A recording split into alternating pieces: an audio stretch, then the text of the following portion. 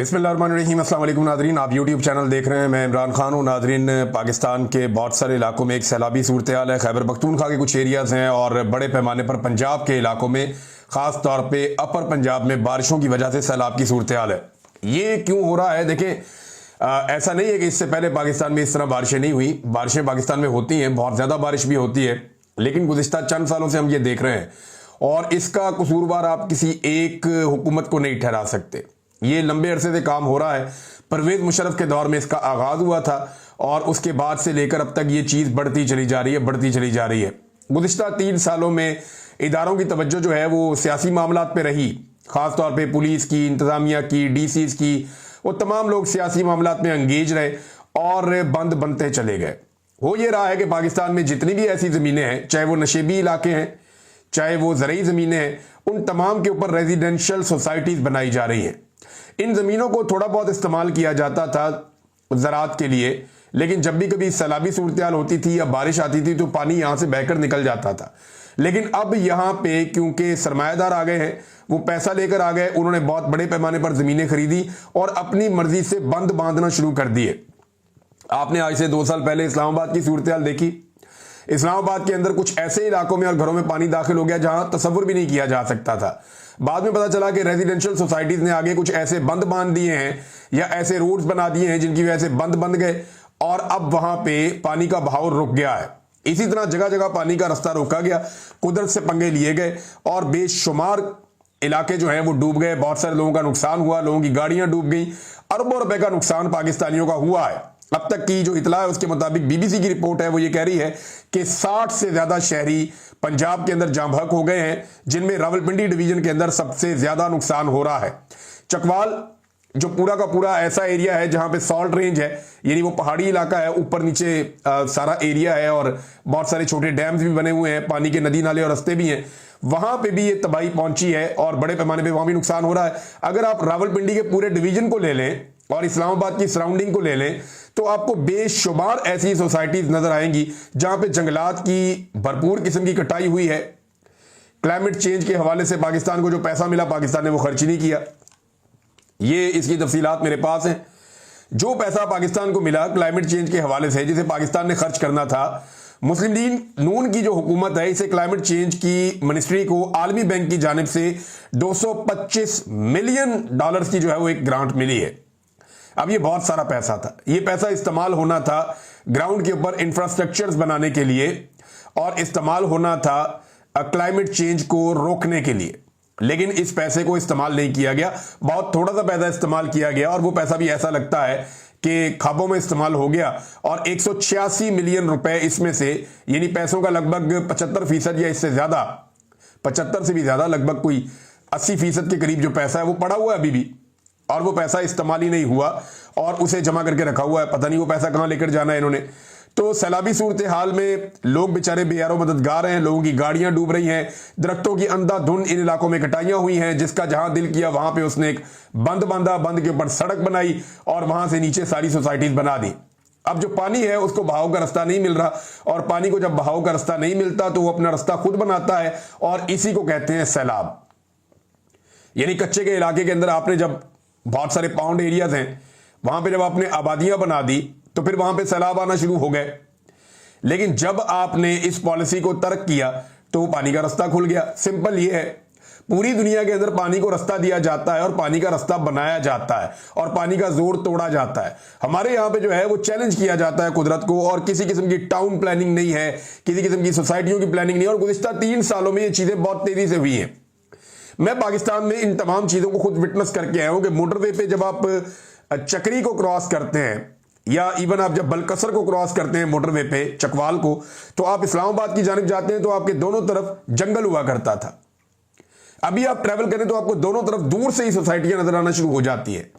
इस्लामाबाद से 100 किलोमीटर पहले से ही आपको सोसाइटियां नजर आना शुरू हो जाती हैं। ये रावलपिंडी डिवीजन है और दोनों तरफ आप देखेंगे कि दूर दूर तक जो है वो बलडोजर चल रहे हैं, एक्सीवेटर्स चल रहे हैं, नए से नए बंद बनाए जा रहे हैं। तो ये पानी का जो नेचुरल रास्ता है वो बंद किया जा रहा है और वहां से फिर पानी अपना रास्ता खुद बनाता है जब बारिश होती है।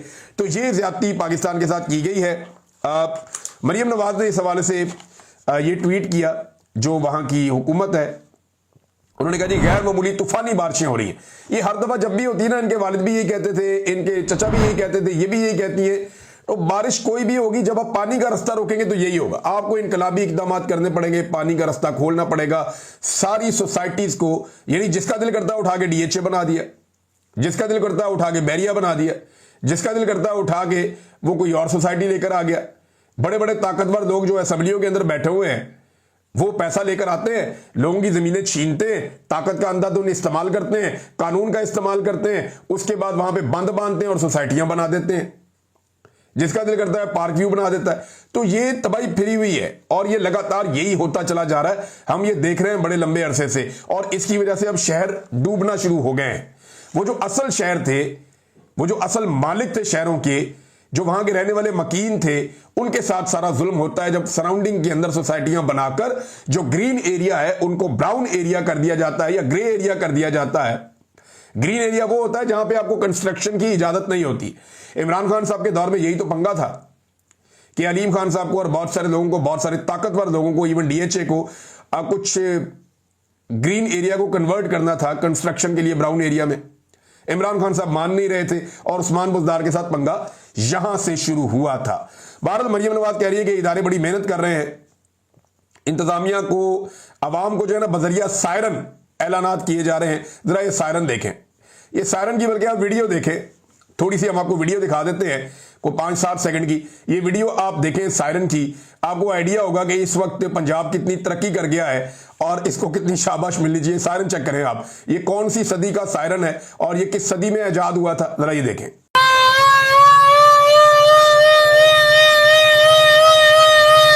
ये चेक करें, ये सायरन चल रहा है आजकल। हालात आप चेक करें, इस सायरन की आवाज जो है ये थोड़ा सा दूर नहीं जा रही होगी, तो लोग कैसे अलर्ट होंगे। ये वो सायरन है जब तब बजाया जाता था, बिल्कुल छोटा सा एक मोहल्ला होता था, एक छोटा सा इलाका होता था, मस्जिद में जाके स्पीकर के साथ रख के भी बजा देते थे कि बड़े स्पीकरों के अंदर हर तरफ आवाज चली जाएगी। ये इधर खाना पूरी कर रहे हैं इतना सा सायरन लेके, यानी जैसे मोटरसाइकिल का हॉर्न होता है इस तरह का, तो शायद बाद मोटरसाइकिलों पे भी इससे ज्यादा तगड़ा हॉर्न लगा हुआ होता है, बसों और वैगनों पे इससे तगड़ा हॉर्न लगा हुआ होता है। तो जनाब ये इस दौर में 2025 में ये पंजाब हुकूमत सायरन बजा रही है, और ये खैबर पख्तूनख्वा हुकूमत के भी इकदाम को बड़े मिसाली नहीं है। उन्होंने भी जो सवात में उनका पोल खुला है, जो बेड़ा गर्क उन्होंने वहां पे किया हुआ है, पिछले कई सालों के अंदर वहां पे जिस तरह से पानी का रास्ता रोका गया, तजावजात बनाई गई, चाहे वो फजल रहमान का दौर था, चाहे उसके बाद एएनपी का दौर था, उसके बाद पीटीआई का तीसरा दौर है, और अभी तक दरिया के ऊपर तजावजात बनती चली जा रही हैं, बनती चली जा रही हैं, बनती चली जा रही हैं। ये पहले रोकते नहीं और बाद में तबाही हो जाती है। आप किसी भी नई सैरगाह पे चली जाए तो लोग अपनी मर्जी से जिसका जो दिल करता है, जहां पे दिल करता है दुकान डाल देता है, रोकने वाला ही कोई नहीं। और ये मैं खैबर पख्तूनख्वा की आपको बात बता रहा हूं, आज भी ये हो रहा है। ऐसा नहीं है कि पिछली हुकूमतें जिम्मेदार थी, पीटीआई के दौर में भी ये हुआ है। तो ये सब इसके लिए रिस्पॉन्सिबल है, सारे जिम्मेदार हैं। हम बगैर प्लानिंग के अपने शहरों को, अपनी सैरगाहों को, अपने इलाकों को डेवलप होने देते हैं, और इसके लिए सबसे बड़े जिम्मेदार उस इलाके के जो एडमिनिस्ट्रेशन है वो होती है। डीसी रिस्पॉन्सिबल है, कमिश्नर रिस्पॉन्सिबल है, उनके नीचे जितना अमला है वो जिम्मेदार है। तो जब आप इन सारे लोगों को सियासत पे लगा देंगे, जब इन सारे लोगों को इस काम पे लगा देंगे कि एक पॉलिटिकल पार्टी को कुचलना है या इसको मारो, वो मेरा दुश्मन है, इसको ये करो, मेरे दुश्मनों को फंसाओ, जब आपको इनको इस काम में लगा देंगे, ये काम बड़ा आसान है, तो ये अपना असली काम करना छोड़ देते हैं। मोहसिन नकवी साहब के कारनामे चेक करें, उनका कोई तारुफ नहीं है सवाए इसके कि वो आर्मी चीफ के अजीज हैं, कोई तारुफ नहीं है सवाए इसके कि आर्मी चीफ के साथ उनका बहुत अच्छा ताल्लुक है और आर्मी चीफ से उनकी बड़ी कुर्बत है, और इसी की वजह से उनको सारे अहम ओहदे मिल जाते हैं। जितने प्रोजेक्ट मोहसिन नकवी ने बनाए, चाहे वो स्टेडियम बनाया हो, चाहे कोई और प्रोजेक्ट बनाया हो, चाहे सड़कें बनाई हो, चाहे अंडरपास, वो सारे के सारे बैठ गए। जो जो काम मोहसिन नकवी ने किया है ना, वहां पे मोहसिन नकवी को नाकामी हुई है। ये नाकामी की एक दास्तान है मोहसिन नकवी साहब जो है, और एक मुकम्मल फेलियर है मोहसिन नकवी। यानी इनके बाद लोग इनको बिल्कुल याद नहीं रखेंगे, इसलिए कोई यादगार चीज ही नहीं इन्होंने छोड़नी। जो ये बनाते हैं वो बैठ जाती है। अभी इस्लामाबाद के अंदर दोबारा सड़कें बैठ गई हैं, हालात ये है। तो जनाब मोहसिन नकवी साहब का फेलियर एक के बाद एक सामने आ रहा है, लेकिन क्योंकि इनकी रिश्तेदारी है आर्मी चीफ से, तो इनकी बाजें लगी हुई हैं, ना कोई इन्हें रोक सकता है, ना कोई इन्हें मना कर सकता है। और आप अंदाजा करें कि कैसी ढिठाई है पाकिस्तान के अंदर कि सबको नजर आ रहा है, सबको पता है, ना हुकूमत बोल सकती है, ना अपोजिशन बोल सकती है। ना अपोजिशन की जरूरत है कि इसके मंसूबों के ऊपर तनकीद कर सके या कह सके कि ये बंदा तबाही फेर रहा है, ना हुकूमत की जरूरत है। भाई अपोजिशन कम से कम ये तो कर सकती है कि भाई पीसीबी को तो वजारत दाखिला से अलग करो। जब से ये बंदा आया पाकिस्तान में दहशतगर्दी बढ़ गई है, जब से ये बंदा आया पाकिस्तान में दहशतगर्दी ने तबाही फेर दी है। ना ये दहशतगर्दी कंट्रोल कर पा रहा है, ना ये क्रिकेट को ठीक कर पा रहा है। वहां पे क्रिकेट के अंदर इसने ऐसा कंट्रोल कर दिया, उठा के एक नमूने को वहां पे पीसीबी के अंदर लगा दिया। वो क्या होता है जो सहाफियों को कंट्रोल करने वाली एक मशीन लेकर आगे बैठा दी वहां पे। और वो बंदा जो है वो कैसा बेहुदा आदमी है, इससे पहले उस बंदे को एक और ओहदा भी दिया हुआ था। अब चले छोड़े, इससे आगे बढ़ते हैं। थोड़ा सा और कुछ खबरें मेरे पास नाज़रीन, वो बहुत इंपॉर्टेंट है। एक तो नाज़रीन पहले मैं जरा डॉन अखबार को थोड़ा पूछ लूं ना, उनकी तो क्लास लेनी बनती है, इसलिए कि कायदे-ए-आज़म मोहम्मद अली जिन्ना ने इसकी तारीफ की थी। डॉन अखबार की इंतजामिया को शर्म आनी चाहिए कि यार आप लोग भी एस्टेब्लिशमेंट के जूते साफ करने में इतना आगे निकल गए हैं। आपका अखबार तो हम इसलिए पढ़ते हैं कि हमें यह लगता है कि शायद डॉन अखबार वो बात कर रहा है या डॉन की वेबसाइट के ऊपर वो बात लिखी जाएगी जो बाकी कहने से डरते हैं, या ये अल्फाज के चुनाव के अंदर सहाफत को आगे रखेगा। डॉन का काम चेक करें आप, ये देखें ये खबर। साबिक खातून अव्वल बुशरा बीबी के बेटे मूसा मानिका ने जल्दी काम ना करने पर अपने ही मुलाजिम को गोली मारकर शदीद जख्मी कर दिया और जदीद असलहे से लेस होकर जख्मी मुलाजिम अली बहादुर को उठाने से भी मना कर दिया था। वाकई की इतला मिलते ही डीपीओ पाकपतन जावेद चद्दड़ जाए वकुआ पर पहुंचे और फायरिंग के वाकये में मुलव्विस मुलजिम मूसा मानिका को गिरफ्तार कर लिया। अब मामला यह है नाजरीन कि क्या इस आदमी के शनाख्ती कार्ड के खाने में वल्दियत में बुशरा मानिका लिखा हुआ है? क्या यह लिखा हुआ है इसके वल्दियत के खाने में, या वहां पे खबर मानिका लिखा हुआ है? क्या जब एफआईआर दर्ज की जाएगी तो उसमें यह लिखा जाएगा कि मूसा मानिका वल्द बुशरा मानिका? वहां लिखा जाएगा मूसा मानिका वल्द खावर मानिका, लेकिन लाकर यहां पे जोड़ना है। मां का नाम कभी ना स्कूल में दाखिले में लगता है, ना एफआईआर में लगता है, ना लाइसेंस में लगता है, ना आईडी कार्ड में लगता है, लेकिन डॉन की खबर में लगता है। वो इसलिए कि आज उसकी मां जो है वो रियासत उसके खिलाफ हुई है। मैं वजह में नहीं जाता। इमरान खान साहब ये कहते हैं कि ये आर्मी चीफ और मेरी वाइफ के बीच में लड़ाई ये है, और उसको गुस्सा मेरी वाइफ के ऊपर आर्मी चीफ को ये है कि मेरी वाइफ ने आर्मी चीफ का ओहदा नहीं बचाया और उससे मुलाकात से इनकार कर दिया था। वो तो ये कहते हैं, लेकिन क्योंकि आज निजाम जो है या एस्टेब्लिशमेंट जो है उसने फैसला किया हुआ है कि इस औरत को हमने दीवार के साथ लगाना है, तो इस औरत का नाम लेंगे, जिस आदमी ने गोली चलाई उसके बाप का नाम साथ नहीं लगाएंगे। हालांकि वो भी काफी मकबूल आदमी है, इद्दत के केस में उसने बड़ी शोहरत हासिल की। पाकिस्तान के सारे टीवी चैनल्स पे बराह रास्त वो चलता था, रोजाना टॉक शोज में उसको बिठाया जाता था इद्दत वाला केस उछालने के लिए। तो डॉन अखबार को शर्म आनी चाहिए। और मैं आपको एक चीज और बताऊं, ये बंदा गिरफ्तार पता कब होना चाहिए था खावर मानिका को और इनको? मैंने बड़ा रोला डाला था उस दौर में भी, जब इमरान खान साहब वजीर आजम थे और ये खावर मानिका अन्य फायरिंगें कर रहा था वहां पे अपने बेटे की शादी पे इंजॉय कर रहा था। उस वक्त इसको नकेल डालनी चाहिए थी। उस वक्त पुलिस इनकी गुलाम बनी हुई थी। उस्मान बुज़दार साहब को मैंने कहा तो उन्होंने जनाब जवाब देने से इनकार कर दिया। डीपीओ को फोन किया, उसने कहा जी हमारे तो भाई हाथ से बाहर, हम नहीं कुछ कर सकते। उस वक्त इनको जूते मार के गिरफ्तार करके लेकर जाना चाहिए था जब उस्मान बुज़दार की पंजाब में और इमरान खान की वफाक में हुकूमत थी, तो आज ये गोली ना चला रहा होता। ये भी एक सच हकीकत है, ये भी तस्लीम करनी पड़ेगी। लेकिन आज जो डॉन ने दो नंबरी की है, इसीलिए पाकिस्तान का जो रवायती मीडिया है वो अपनी साख खोता जा रहा है। सियासत.pk ने भी ये खबर दी है, देखें कैसे दी है, ये मैं आपको भी पढ़ के सुना देता हूं। जिस तरह सियासत.pk ने दी है तो ये इन लोगों की हैसियत भी बढ़ेगी, इन लोगों की क्रेडिबिलिटी भी बढ़ेगी, और लोग इन चैनल्स को फिर ज्यादा पसंद भी करेंगे और ज्यादा देखेंगे भी, क्योंकि लोगों को ये नजर आता है कि ये वो दो नंबरी नहीं कर रहे जो आप लोग कर रहे हैं। स्पेशली डॉन को मैं ये कहूंगा। अब सियासत.pk ने खबर दी कि पाकपतन खावर मानिका के बेटे मूसा मानिका की फायरिंग से मुलाजिम जख्मी, पुलिस ने खावर मानिका के बेटे को गिरफ्तार कर लिया। वाकया खावर मानिका के डेरे पर पेश आया। यह है नाज़रीन खबर देने का तरीका। भाई वालिद का नाम आएगा ना, मां का नाम थोड़ी आएगा। जब खबर चलानी थी तब तुम लोगों ने चलाई नहीं, जब ये फायरिंग कर रहा था तब तो आप लोग सब भाग गए थे। जब इन लोगों की शादियों के ऊपर फायरिंगें हो रही थी, इंजॉयमेंट हो रही थी और ये पकड़े नहीं जा रहे थे, मैं खबर दे रहा था और कोई खबर नहीं दे रहा था, कोई बात करने के लिए उस वक्त तैयार नहीं था। तो ये ज्यादती ना करें, इससे मीडिया की क्रेडिबिलिटी जो है वो खत्म हो जाती है। मरियम नवाज ने एक स्टेटमेंट दिया नाज़रीन, ये जरा स्टेटमेंट आप चेक करें, और ये स्टेटमेंट उन्होंने दिया इंसाफ के आलमी दिन के हवाले से। जहां इंसाफ का चिराग बुझ जाए वहां जुल्म की तारीकी पूरे मुआशरे को निगल लेती है। इंसाफ के बगैर किसी कौम की तकदीर रोशन नहीं होती। ये मरियम नवाज ने यौम इंसाफ पे प्रोग्राम दिया, ये पैगाम दिया आलमी यौम इंसाफ पे। इनका है इंसाफ के साथ कोई ताल्लुक? मरियम नवाज का इस वक्त का पूरा वजूद ना इंसाफी पर मबनी है। इनके पूरे खानदान का वजूद ना इंसाफी पर मबनी है। जाली हुकूमत के अंदर आके ये बैठे हैं ना इंसाफी करने के बाद। इनका मैंडेट ही जाली है, मैंडेट में इन्होंने ना इंसाफी की है। नवाज शरीफ को मिले एयरपोर्ट में तो वो इंसाफ है, आम आदमी को कोई इंसाफ नहीं। 200 से ज्यादा मुकदमा साबिक वज़ीर आज़म पे हो गए, उसको जेल में डाला हुआ है।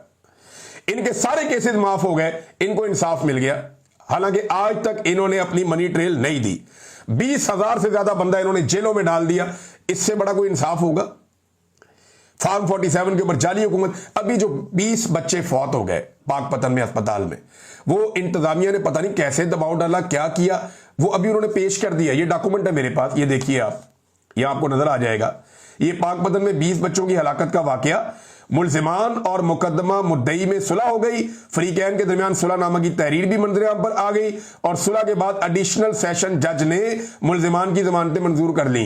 ये हो रहा है जी इंसाफ। और एक इन्होंने रखी हुई है अपने साथ खातून, वो हिना परवेज भट्ट साहिबा।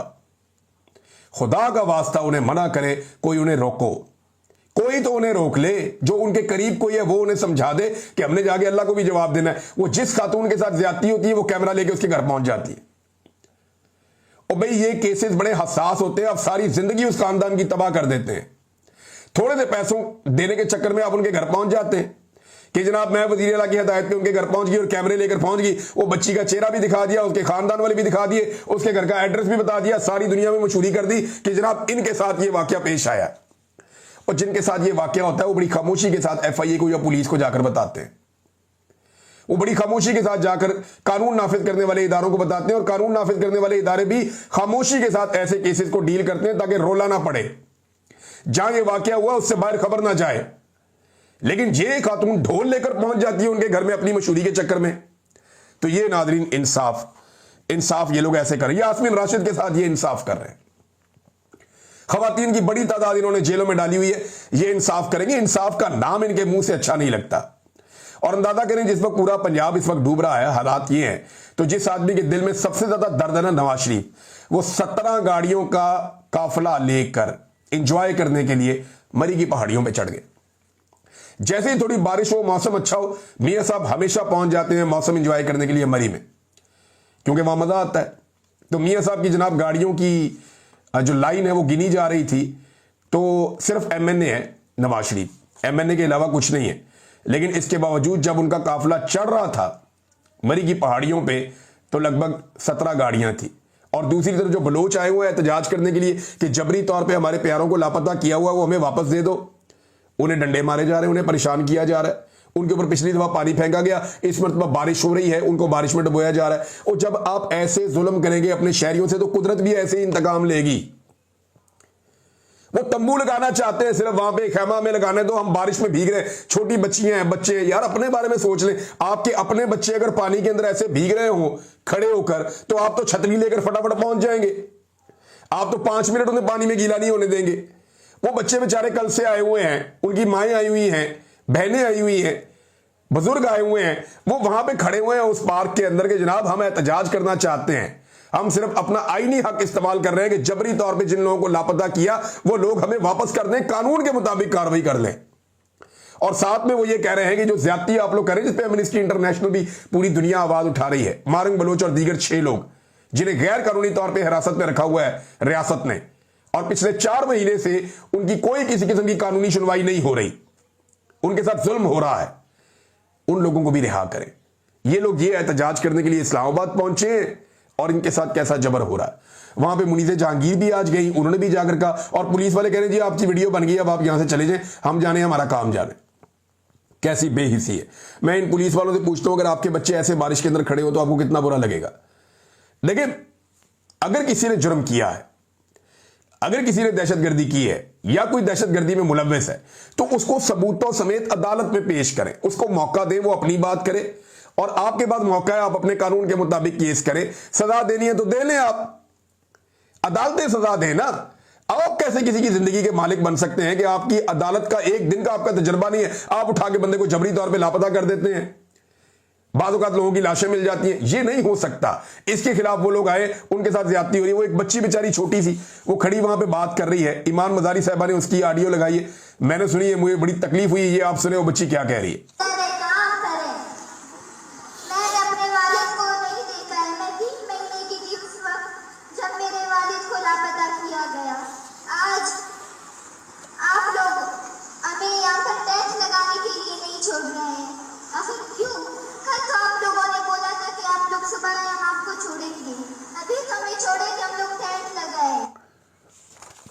वो कह रही है जी टेंट तो लगाने दें। मैं 3 महीने की थी, मैंने अपने बाप को देखा ही नहीं है। वो कितनी बड़ी होगी बच्ची, वो खड़ी होकर वहां बात कर रही है। एक लम्हे के लिए सोचें, इस मुल्क के फैसला साज एक लम्हे के लिए सोचें कि आपके बच्चे आपको ना देख पा रहे हो। यार कोई शहीद हो जाता है ना, या कोई मर जाता है, तो उसके घर वालों को सुकून आ जाता है। मैं इस तकलीफ से गुजरा हूं। मैं ये कहता था ये सही को मुझे मार के मेरी लाश मेरे घर वालों को दे दें आप, उन्हें सुकून तो आ जाएगा कम से कम। मैं उन्हें ये कहता था। ये इन्होंने देखा ही नहीं अपने प्यारों को। इनको एक उम्मीद है कि आज वो आ जाएगा। सारी जिंदगी इनकी नजरें दरवाजे के ऊपर लग गई हैं। कोई मर जाए, शहीद हो जाए, कुछ हो जाए, जाँ बहक हो जाए, वो जब लाश मिल जाती है तो एक दिन आता है घर वालों को सब्र आ जाता है। ये एक लगातार अजियत है जो आप दे रहे हैं लोगों को। आपको अंदाजा ही नहीं है कि आपकी कैसी पकड़ होगी क़यामत वाले दिन, आप सोच नहीं सकते।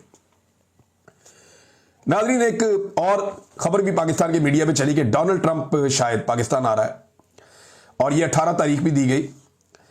तो डोनाल्ड ट्रंप पाकिस्तान आ सकता है, कोई बड़ी बात नहीं है। लेकिन अभी जो खबर की तरदीद आई वो ये है कि बरतानिया आ रहा है। वो 17 से 19 तारीख तक वो यहाँ पे रहेगा बरतानिया में।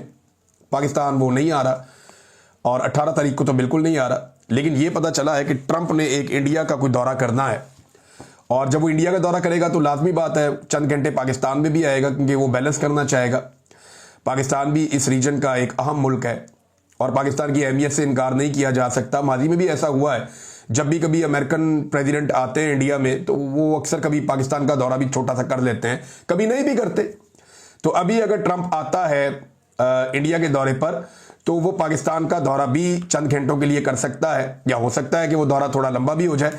लेकिन इससे क्या होगा, डोनाल्ड ट्रंप आपसे और मांगेगा, आपको डोनाल्ड ट्रंप को और देना पड़ेगा, क्योंकि अब्राहम अकॉर्ड जो है वो उनकी एक शर्त है, और उसके ऊपर मुबैना तौर पे पाकिस्तान की जानिब से गारंटी करवा दी गई है कि बेफिक्र रहे, हम इसराइल को तस्लीम करेंगे, बस थोड़े मामलात हमारे भी सिद्धे करवाए जाएं।